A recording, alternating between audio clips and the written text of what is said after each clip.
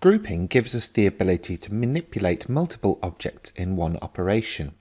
Useful if you are editing a project that is made up of multiple parts that need adjusting, like this chandelier. It's made up of the main outline and two sets of score lines. A quick way to group the objects is to press Ctrl A to select everything on the mat, and then Ctrl G to group them. We now have one single bounding box around the whole shape, and we can then resize and reposition everything together.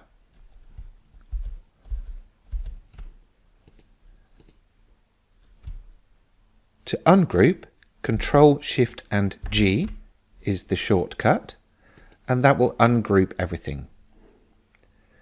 Another way that we can group objects in the installed version of Canvas Workspace is to go into the Layers panel, select all of the elements that we want to group together, and then go down to this grouping icon at the bottom. Click on it, and everything will then be grouped.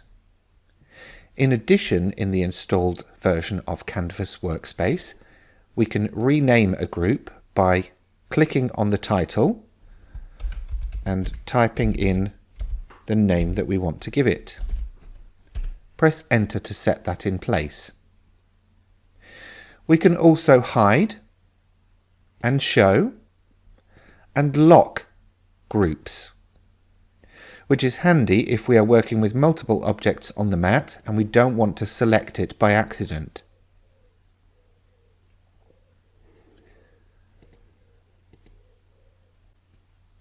We can use the right mouse click to access a context menu as well, either by right-clicking on the group title or on the object on the mat, and here you can see we have group and ungroup.